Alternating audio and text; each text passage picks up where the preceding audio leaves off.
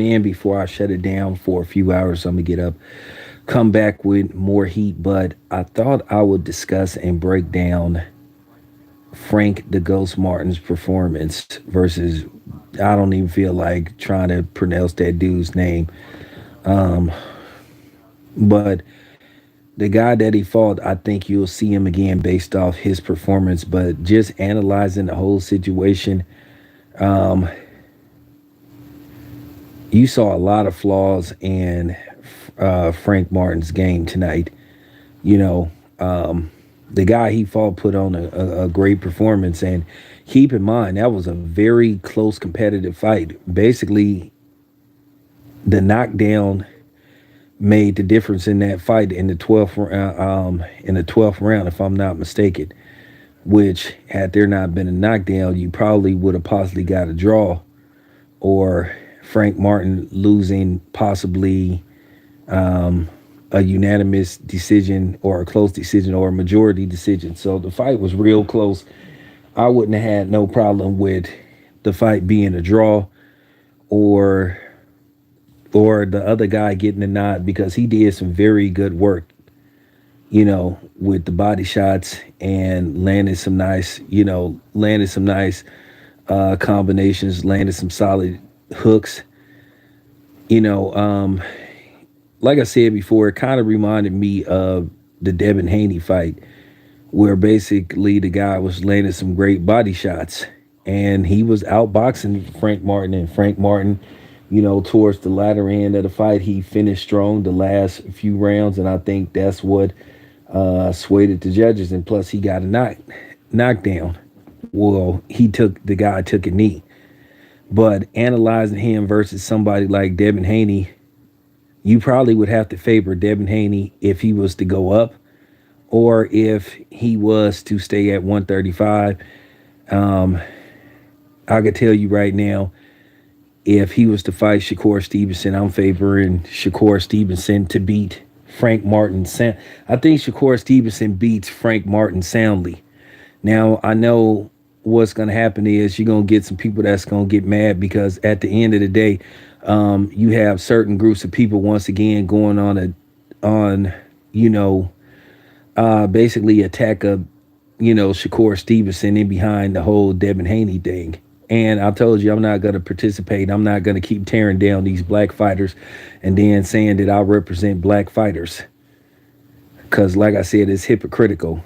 That's the same thing these cornballs was doing with the whole Terrence Crawford thing. Anybody that's not down with the PBC or whatever, then they want to like attack them and tear them down. And you see a lot of that. But what's going on with Frank Martin, a lot of these people are not content creators, they're fanboys. They're either fanboys of Errol Spence or fanboys of Derek James or fanboys of the PBC. And Frank Martin has ties to the PBC, so of course he's going to get he's going to be shown some favoritism, where I'm just trying to be objective. I think Devin Haney would beat Frank Martin as well. If Frank Martin was to go up to 140, he loses to also Teofimo Lopez. I think you know what I'm saying? I think all three of those guys would beat him, and I'm just telling the truth. As I said before, and I think Tank would beat him as well. I mean, Martin has some skills, but like I said before, I saw some kinks in his armor that I think all four of those fighters could exploit. And that's just basically the bottom line. It's not a personal attack on him. It's just my analysis of what I saw last night. He barely won that fight. I'm talking about he won that fight by narrow margin. I'm talking about two of the judges had it, I think 115, maybe 112, or one judge had it 113, 114. So that fight could have been a draw, or it could have, like I said before, I really think that knockdown saved him from possibly losing that fight or getting a draw. But I can promise you that Frank Martin is not going to fight that dude again. Too dangerous of a fighter. And like I said before, the guy put up a great effort. I thought it was going to be a blowout. Now, I know Frank Martin is saying that he would knock Devin Haney out in 8 rounds. Well, he said he was going to knock that other dude out in 8 rounds, and he wasn't able to get the job done. I think Frank Martin got some pop in his punch, but I don't think he got devastating punching power. I don't think he's a guy that can like knock you out with one punch. I think he's a guy that has to like break you down and stuff. And I just saw him like getting hit with body shots throughout the night. You can punch with him. I think you can keep him on the outside. So it's just some things that I seen that the fighters that I named could exploit with him. That's just real. That's just real talk. I just seen some things that could be exploited.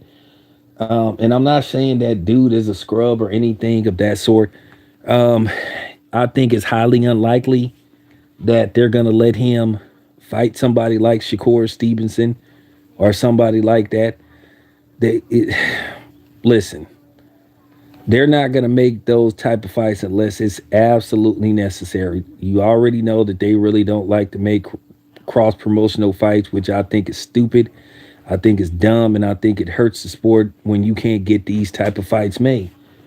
You know, I think based off the fact that we got Tank and Ryan Garcia earlier this year, thinking that this was going to be a good step to get certain fights made. Well, think again, because they're talking about they're going to match Dimitri Bivol up with Anthony Yard, which I don't know why that fight is happening in the first place. It just further shows that Bivol is just not trying to fight Arthur Beterbiev, and they just really trying to age the dude out.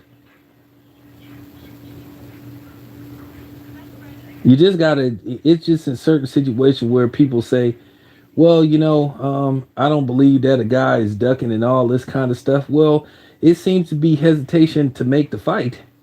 You have to at least admit that. So, I mean, come on. The obvious fight that should be made at light heavyweight is undisputed between Dimitri Bivol and Arthur Beterbiev, and you just hearing that they're not trying to make that fight. They talked about making an offer to Anthony Yard when you just ask yourself, why can't they make this fight? So there you have it. But I'm just keeping it buck. I just do not see the PBC sending Frank Martin over to fight Shakur Stevenson. Like what they like to do, these up and coming fighters are the dudes that they, putting some, money behind or some promotion behind. They're gonna be careful how they match him. They're gonna be very careful how they match him. They just don't. They just don't believe in making, cross promotional fights on a regular basis. So, like I said before, I've just looked at Frank Martin, and I don't want to use that word exposed, but I just saw some things that he need to work on, and he showed tonight that he's beatable. He showed that he's very beatable, and I have Shakur Stevenson. If him and Frank Martin was to fight, I have Shakur Stevenson beating Frank Martin soundly. Very soundly. I have Devin Haney beating Frank Martin. I have Teofimo Lopez beating Frank Martin. If Teofimo Lopez could lower Frank Martin into going up to 140. And I see Tank beating him. Now, I think Frank Martin could beat somebody like Rolly or somebody like that. I'll tell you another guy I think that would give Frank Martin fits, and that would be none other than Jermaine Ortiz. My thing is, since Frank Martin say that he had knocked Devin Haney out, why don't Al Heyman call Top Rank and see can he set up a fight with Frank Martin and Lomachenko? Or why don't they order, because he won a eliminator, so that means he is going to be eventually a mandatory, or he at least gonna rise up in the top 10 uh, as far as contenders go for the WBC at 135. So a Lomachenko fight is possible, but I don't think that's gonna happen. But I think that's an interesting fight, Frank Martin versus Vasily Lomachenko. So there you have it. Just wanted to knock down a quick video. Appreciate you guys. I'm out.